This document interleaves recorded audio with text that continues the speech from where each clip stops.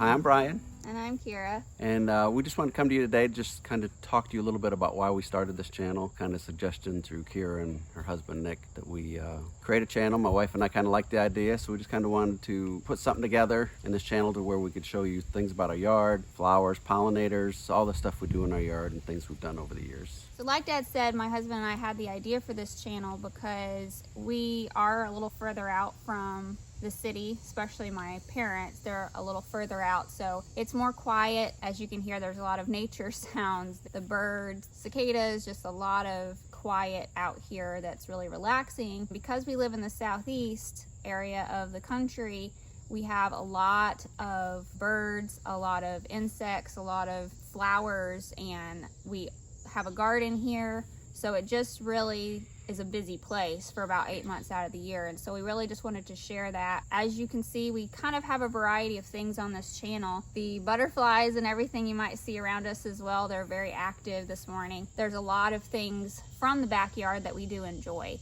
And so we just wanted to share it with you and kind of give you an idea of where our heart is for this channel, and why we put the energy in it we do is because there's so much here that we have put in over the years. And so Dad can kind of talk a little bit more about that, about why there's just so much here in the backyard and kind of all the changes we've made since we moved in when I was a kid. So he can kind of talk more about that. So we got here about 20 years ago, well over 20 years ago, and when we got the yard, we got it because there was a fence around it, and there happened to be a pool, so that was a plus with Kira being young. But other than that, over time, you always have to build flower beds, whether it's for water runoff or my wife's really into flowers and planters and stuff, so she wanted stuff around the house to be pretty.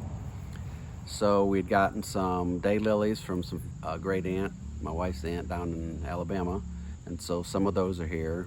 There's a fair bit of stuff around here, matter of fact, that has family heritage stuff in it, stuff that we acquired over the years. There's Rose of Sharon's, a couple Rose of Sharon's here we got from an aunt and uncle in New Jersey, irises that we got out of the southern tier of New York from my family home that we brought down, and now they're plentiful here. I've actually taken some of those and given them back to family members that are in New York that now have houses that never had them.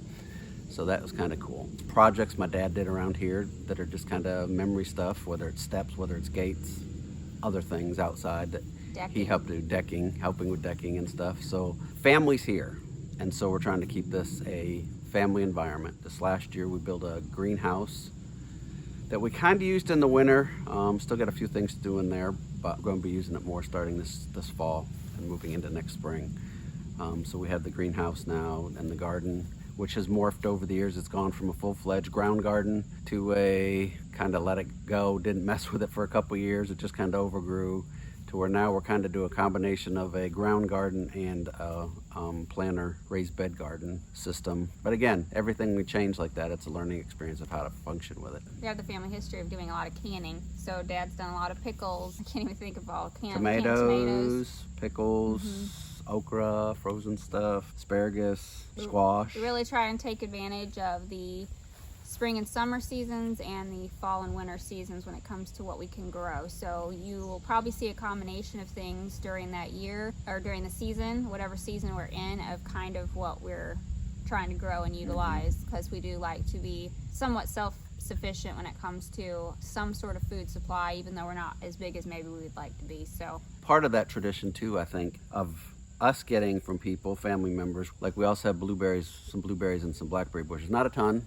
but it's enough for us to can stuff and free stuff, and we give those away to bless other people. But we also, there's times when I'll have plants that I'll repot and I'll give to other friends and stuff. So we were given to, so we're given to others too in other ways, so they can continue on. Two other things that are kind of part of that heritage passed down thing. We have a stone bird bath that my grandfather, her great-grandfather, built years upon years ago. It was completely covered in water in 1972 by a flood, never moved. I got a hold of that once my parents left the house up in New York. So that's here, and my grandfather did a lot of stuff between bird baths, wishing wells, fireplaces, and they're all over PA where he lived. On my wife's side, her uncle has always done these bird feeders, peanut butter bird feeders. He would take and cut cedar logs and leave the little branches, short little branches on there, drill holes in and fill it up, make a peanut butter mix and put it in there. So my wife always wanted one. So he made her one, and so we've used that over the years. Eventually that went away, so I had to start making them, and actually one of Kira's uncles helped me make some a couple years ago. So we've got some spares when they rot away. A lot of our birds get fed a peanut butter mixture, which they really love, and that pulls the birds into the yard a lot. They go nuts over it. Because of the fence, it's provided opportunities to put bird houses. We would love to do some sort of bird nest, bird house cam, but right now we just enjoy them being in the yard. It encourages them to come in. So we've had cardinals, we've had Carolina wrens, we've had bluebirds. 2 different types of woodpeckers. So we have some variety of birds that do use the bird houses. That also encourages them to come to the bird bath, that comes to the bird feeders. So we kind of create a safe environment here for birds.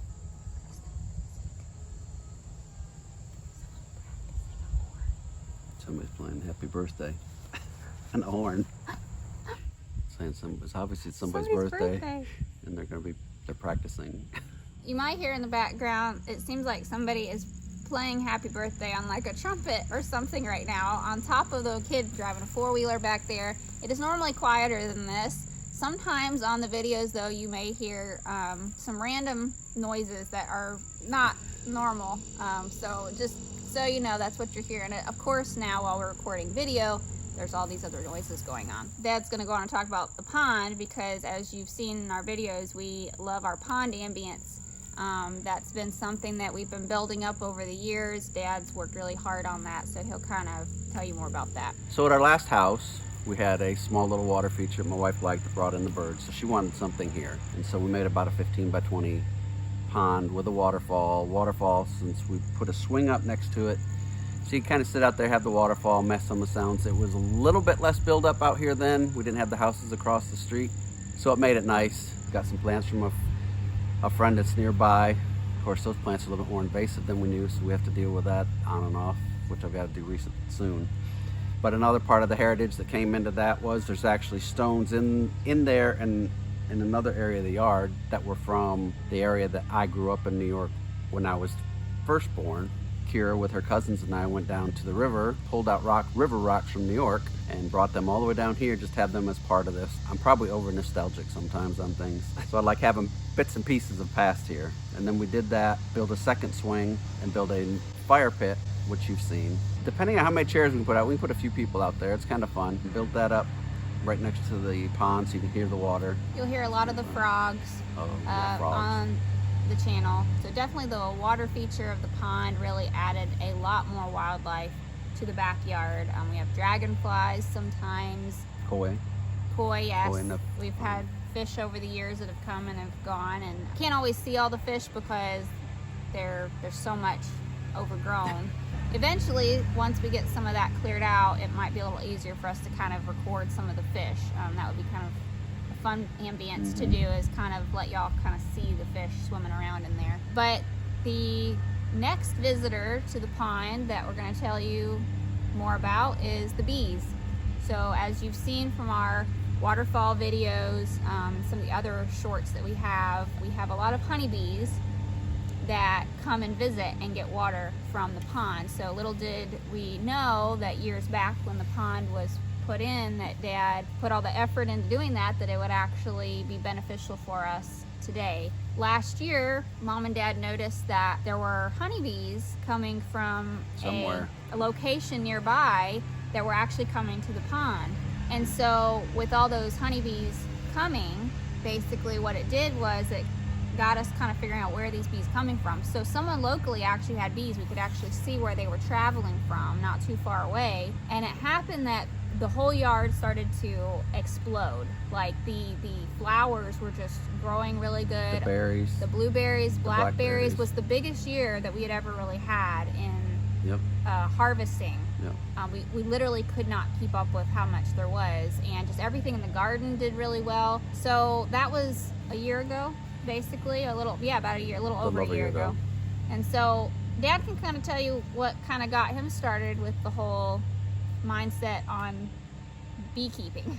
Anybody that's got a garden talks about bees and pollinators. Yep, and hey, it'd be kind of fun to do that, but you never really get serious about it. You never really jump into it. And so last summer, early summer, I guess, I really got looking into beekeeping, and found a class nearby. So we all went to a 3-day crash course nearby at a place called Honey Strong. Took their 3-day class, got to know about bees, really made the decision then we're gonna do this, knowing we had to wait until the fall, wait until the spring to get the bees to really get going, but that was gonna give us time to learn more, watch YouTube videos, buy equipment. Then we joined our local Beekeepers Association. Yep, went from there. And then my wife and I actually right at the end of winter took another 8-week class or something like that, once a week on beekeeping. And you've been to a couple conferences. Yeah, and we've been to some conferences. So we got our gear, got our bees, and we're learning throughout the year what to do. But I mean, it's a learning process. They say it can take 2 to 3 years before you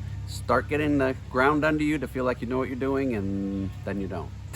So it's always learning. As you'll see, basically the day we initially got the bees in April, it was raining. I've been holding on to that footage, so I'll kind of show it to you basically so you can kind of see what that day was like. That first day we got 2 nukes. 2 nukes. It was just downpouring rain when we got them. The day we got them. So we had to wait a couple days until, you know, they got a little settled down and the sun came out. And so I'm going to upload a video about that more in detail, about us letting them loose out of that box. That was interesting. And then we just kind of slowly transported them into the new hives that we had made for them as well. And then Dad already had a plan to get some bees from a different person at the beginning of May. So we had some in April to start us out with, and then we had another group in May. It's definitely been a learning curve to try and figure out the bees, figure out their moods, figure out just what they need based off how they're doing, and just looking inside and kind of figuring them out. So we've had a few things along the way. We've had to make some adjustments. Dad suggested, you know, we got to paint the bee boxes. My mom is very artistic, and so we got all these stencils, and between me and my son and my mom, we just kind of, my mom especially, really built up the fun decorating them, artistic